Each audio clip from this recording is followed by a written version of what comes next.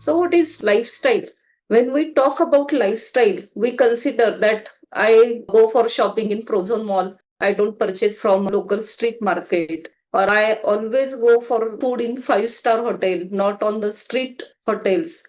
But that is not the lifestyle. It is not related with your socio-economic status. That is whether you are from higher class or lower class. And what is the importance of knowing this lifestyle as medicine? If we see nowadays, there is a pandemic of obesity, diabetes mellitus, various non-communicable diseases like anxiety, thyroid, heart disease, hormonal imbalance, hypertension, various malignancies. So if we look towards root of all these chronic diseases, it lies in the pillars of lifestyle. So what are these pillars of lifestyle? That is first and most important, nutrition, then exercise, addictions, social isolation. So these are the causes which are responsible for such chronic inflammatory diseases which has impact on our life physically, mentally, as well as economically. So what is the solution for all these problems? The only solution is to change our lifestyle. Though it is very easy to say that I will change my lifestyle, but it is very challenging thing, especially when you want to transform many things at once. So if we consider what is lifestyle, it may come in your mind that whether it is related to diet or physical activity, spirituality, meditation, yoga, what it is exactly. So lifestyle is nothing but it is an evidence-based approach to prevent, treat, and many times it helps to reverse the chronic diseases by replacing unhealthy behaviors, by replacing bad practices with the healthy or positive practices. So the lifestyle, which the way in which person or group of people lives and works. So it is very important to maintain our health in good status, but it is difficult to follow the healthy lifestyle. So according to WHO, 60% of the lifestyle factors are associated with human health. So in today's presentation, I will try to complete within 20 minutes about what is healthy lifestyle and what are different domains which helps us to prevent all these diseases. So in lifestyle, there are the six pillars of lifestyle. First and most important is nutrition. Second is physical activity, then sleep, substance abuse, stress management, and social connections. Actually, we need to have separate session on each pillar because this is very vast topic. But just today we will take overview of each pillar and what is its significance in our life. So first and most important is the nutrition. It is said that nowadays treat food as medicine. So always remember that eat only when you are hungry, eat mindfully, eat thoughtfully what it contains, and if it is healthy food, then only consume, prevent the uptake of dietary toxins. So we have to take the food as pills for prevention of such diseases. So this concept of healthful eating is very important. It is the single most important risk factor in USA for chronic non-communicable diseases. On one side, in our society also, there is overnutrition because of altered lifestyle. There is high intake of ultra-processed, dense calories, high-fat food. Whereas on other hand, we are also suffering from the deficiencies of micronutrients, that is vitamins and minerals, for which we have to take the supplementations. So nutrition science is very complex and confusing. When I did the course from American college, their nutrition pattern is totally different. And in India, when I went through the ICMR and National Institute of Nutrition, our guidelines are different. And what is most important, our food pattern differs region wise, even home wise, even in family members also it differs. So nutrition science is very complex, it is confusing. But what is the key thing that we should always see? We have to check the ingredients of our diet and always make a habit that whenever you are purchasing food items, check the labels in the shop. Now the what is advised nowadays that WFPB, that is whole food plant-based diet pattern is recommended, in which they suggest to increase the nutrient-dense, antioxidant-rich food. Now, from where this comes? It comes from the colored vegetables and fruits. So we have to increase their consumption, decrease exposure to dietary toxins, increase vegetable, fruit, pulses, legumes, etc. Most important thing, what to avoid that all the sugary drinks, processed milk, the snacks that gives us empty calories, that is chips, bakery items, they all should be avoided. So this helps to prevent obesity, type 2 diabetes, cardiovascular disease, malignancies, and even not only in prevention, but once you develop this disease, it helps to reverse such chronic diseases also. There are many programs nowadays available to reverse diabetes or cardiovascular disease. And also they help to maintain your metabolic health by reducing triglycerides and blood glucose levels. So this concept is laid, but that is the my plate of the day. So see, when we are taking our dinner or lunch or any food, always remember this plate, that 50% of our plate should contain vegetables and fruits. Now these vegetables, they should be starchy vegetables, non-starchy, that means which contains less carbohydrates, fruits of different colors and seasonal fruits. At least half of the vegetables you should consume in raw form and half of the vegetable in cooked form, and that cooking also with less oil and other ingredients like groundnut, coconut or sesame powder. So that we have to think while preparing and eating our plate. Then 25% consists of cereals, pulses, fats, and most important, every day you should consume milk, curd, and ample amount of water. So most important principle of nutrition is eat only when hungry, and if you are eating, before eating, think whether I have done my exercise today. So only if you are walking or exercise, then only you have right to eat the food. Otherwise, no. Then most important thing, that since childhood about our children, we give the rewards in the form of food. If you complete the homework, I will give you vada pav, or if you do this thing, I will give you chocolate, ice cream. So such things should be avoided from the childhood only. Second thing is, if person is frustrated, then it is associated with increased intake of food. So mental health is very important for maintaining good nutrition.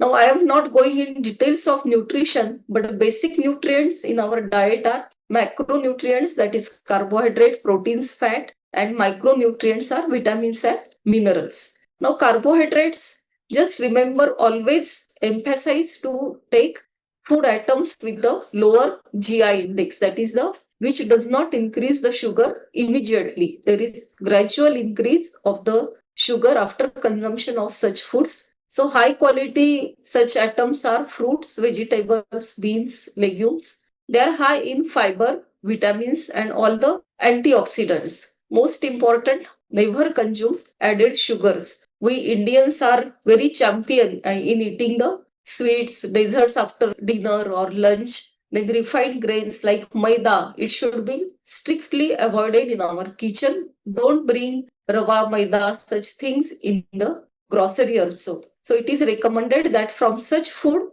your calorie intake should be less than 5% only. Whole grain is very important to increase GI motility. It reduces the total cholesterol and maintains the blood glucose level. The most important thing is about fiber. We all know they help for stool formation, prevent constipation, and decreases cholesterol. So always prefer fiber, or we get the fiber from plant source, that is vegetables and fruits. Among these, soluble fibers should be preferred over the other. Again, about the starchy and non-starchy vegetable, both are good sources of fiber, but in starchy fibers, amount of carbohydrate is more as compared to non-starchy. Nowadays, there is concept of resistant starch. That means this starch is resistant for digestion. So if you consume such starch, your blood glucose will not increase, but after its digestion, your glucose level starts increasing. So that is very important. Now about fats, there is a symphony of many types of fats in our body. So we all know that there is subcutaneous fat, then visceral fat. So all these are the different sites for deposition of fats in adipose tissue. We consume various types of fat in diet, like monosaturated fats, saturated, trans, and PUFA, that is polyunsaturated fatty acids, which contain omega-3 and omega-6. We many times heard about these fats, but among these, always avoid trans fats. They are very hazardous. They are injurious to our health, and also saturated fats. So these two fats you replace by PUFA and MUFA. Emphasize on omega-3 fats, which is there in akrod, javas, what is available in our kitchen. So always replace animal fat by the plant fat origin. Third is the proteins, which are the building blocks, very important macronutrient for us. So always consider that we have to consume plant-based protein, because even if we see that, say that chicken is a rich source of protein, but in those recipes high amount of fats are used for cooking and preparation. So and also they contain themselves saturated fat and cholesterol. So again here same formula, replace animal proteins by the plant-based proteins. In plant-based proteins, along with proteins, fibers and antioxidants, other micronutrients are also present. So they help to prevent the chronic diseases. Now these vitamins and minerals, they are very important, although they are required in micro, that means minimum amount, they are necessary. So there should not be deficiency, especially for B12 and vitamin D. We have to take the supplementation, especially vegetarian people need B12 supplementation. So it is individualized. So about nutrition, eat right, choose a healthy life. Now, poor dietary habits, especially in doctors who are busy in the practice, there may be chances of skipping the meals. They rely on the junk foods. So in break also, easily available food choices are preferred, which are cheap, unhealthy, easily available. And because you all go work endlessly, your timings of the diet or food intake are also not consistent. So all these leads to poor dietary habits, which leads to different diseases. So what is the important thing? We have to consider nutrition as a pharmacotherapy. So consider food as a medicine. We have to prescribe our diet for ourselves. So prescription of whole food, plant-based diet, it helps to prevent and reverse cardiac and diseases and type 2 diabetes also. Always don't consider about the calories, that how much I am consuming and how much I am expending. Rather than that, always think over the how much glycemic load I am giving, because all this glycemic load is there on the liver, which may derange its function, and all the dietary fibers are important for gut health also. So mindful eating, always remember the trusted source of nutrition is you, we ourselves. We have to recall the food diary, what we are eating since morning or what we ate yesterday, what to eat and what to avoid. That is very important. Many times we say that we should consume lot of vegetables, but how we are going to calculate how much quantity we are eating? So suppose we are 4 members in a family and we are purchasing pav kilo vegetables. That means everyone is consuming hardly 50 gram of vegetable. So we have to consider the amount of vegetables that we are bringing in our house also. So be aware of food marketing strategies. Be away from ultra processed food. Cook more often. That means eat fresh fruit. Calorie is always calorie. Even if you are taking low calorie diet, moderate calorie diet, always remember calories are calories. They are going to be converted into glucose and fats, which may be dangerous for our health. One more important thing, always maintain the proportion of cereals and vegetables. Like पोळी भाजी. भाजी आपण खूप छोट्या डब्यात घेतो, पोळ्या मात्र मोठ्या डब्यात असतो. So that proportion we have to reverse from 80 to 20 to 20 to 80. So that was the first pillar in a nutshell about the nutrition.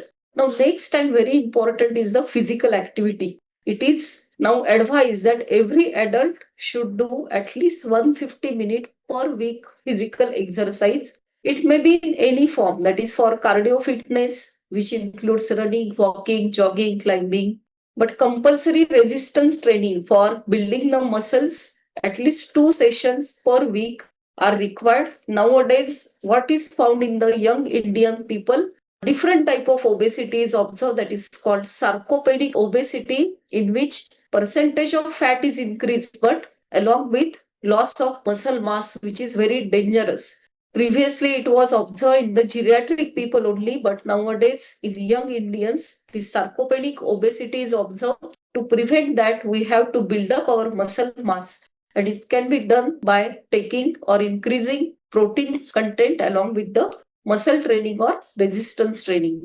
Then is a yoga, it increases your flexibility, and meditation for stress management. Nowadays, we all know our life has become sedentary. Our life has speeded up, but our human body is slowed down. So we are using the cars, elevators. So our physical activities decrease, and that is our worst enemy. Sedentary lifestyle is our worst enemy. So nowadays it is called as a carcinogen. If you are sitting for more time, it is a type of smoking, and that is leading to all these chronic disorders.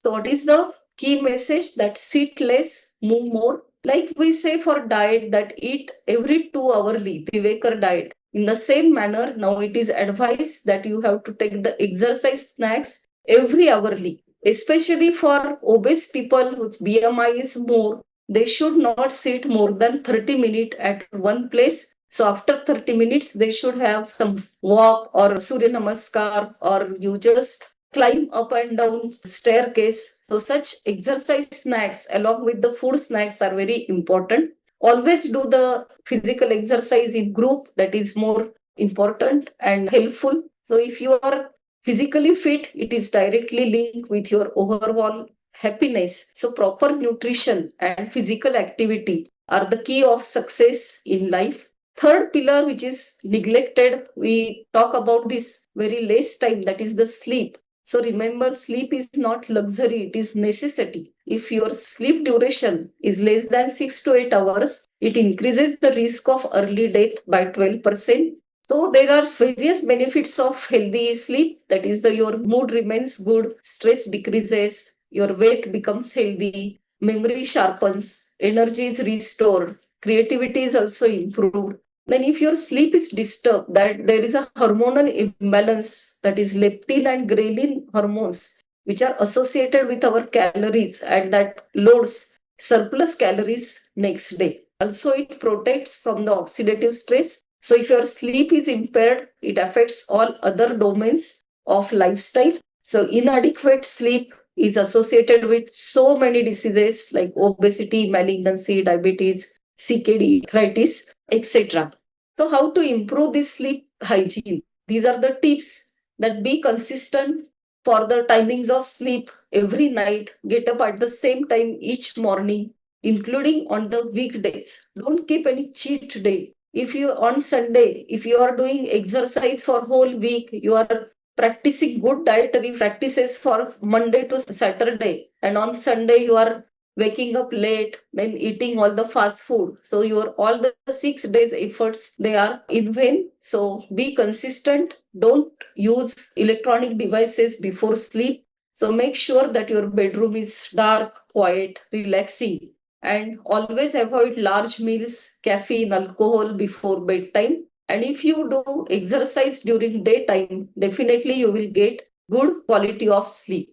Now, next is the stress management. I'm not going to talk much more about this because I think you need a separate session on stress management. This is also important but neglected pillar of lifestyle medicine. If there is a chronic stress because of intense competition and burnout that affects our professional life as well as personal life, we doctors, as soon as we join MBBS, our race begins, and that impairs our health and productivity, that leads to various psychological issues like anxiety, depression, and all other non-communicable diseases also. Next is addiction to various things like alcohol, nicotine. We all know how they are dangerous for our health. Nowadays, most concern is about the digital fatigue, screen time, or addiction to mobile. The person who is always online is always tired. So addiction to social media is growing problem nowadays, especially in Gen Zs, also in the adults and senior citizens.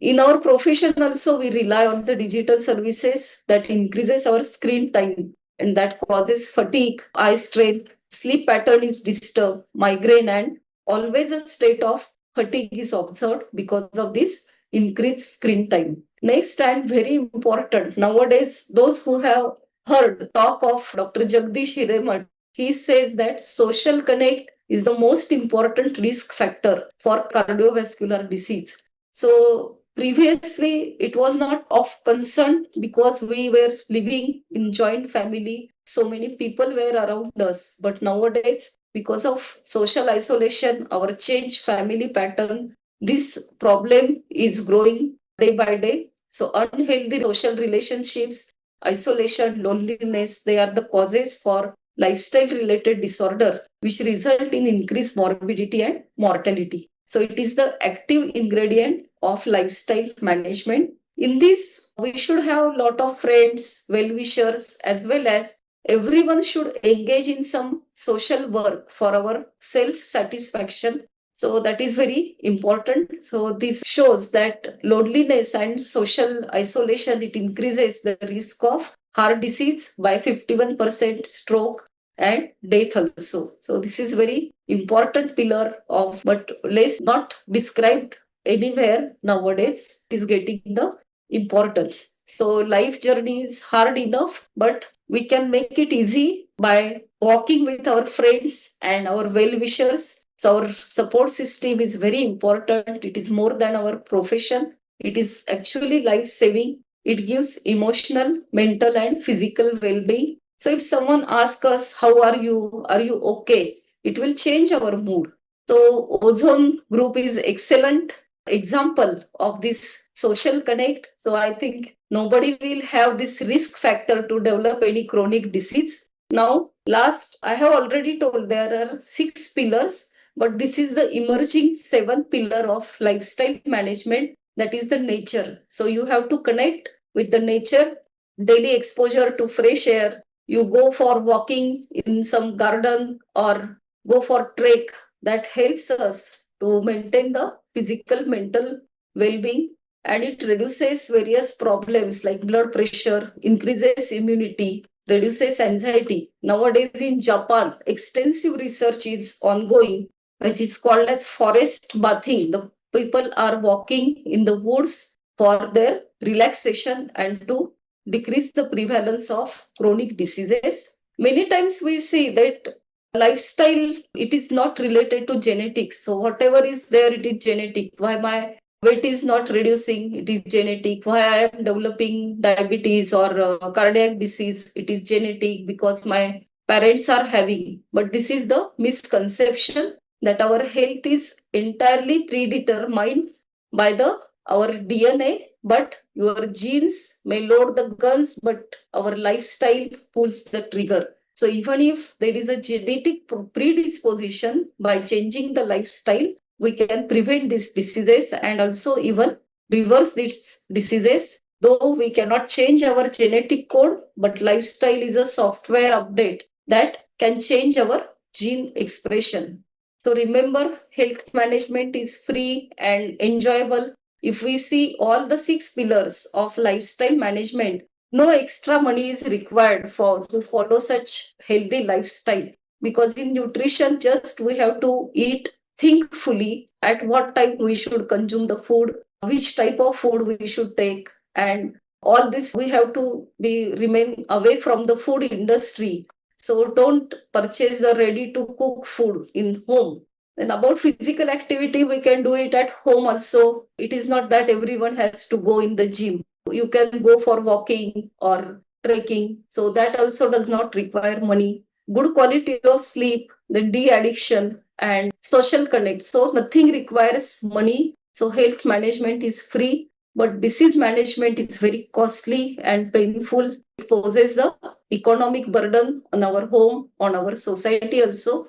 Now, as today's session is organized by anesthesiologist and many doctors have joined, It was the study published that prevalence of lifestyle diseases in doctors is more as compared to the general population. So if you see this graph, obesity, 20% of doctors are obese, 53% of the doctors are diabetic, and 24% of the doctors are hypertensive. That means this suggests our lifestyle is not good. This is the time that we should change our lifestyle, follow all the healthy behavioral patterns, and we should also, like general population, we should live the healthy life. So lifestyle diseases prevention is the key thing which can be done by changing our lifestyle. So it is actually precious investment for our good health. So it is takeaway message from my today's talk that lifestyle is not alternative medicine. Rather, it is the foundation of conventional medical practices. And when you are changing your lifestyle, diet pattern, or physical exercise, always take advice from the experts. Do not change your drugs or whatever advice by your physicians. So it does not replace your management by the physician, but it makes them more effective, and it helps to reduce the burden of chronic care on the healthcare system in our nation also. So these are the 6 pillars. So always eat color food, that is natural colors, not artificial. Get daily physical activity, adequate restorative sleep, develop healthy social network, do your stress management to reduce it, and avoid risky substances. Stay away from the addictions. I'm thankful to Ozone Academy for giving me opportunity. And recently we celebrated Holi. So I made this picture which shows the 6 pillars of lifestyle management. And it is nothing but our routine practice, but we have to just do certain modifications which help us to prevent the diseases. Thank you.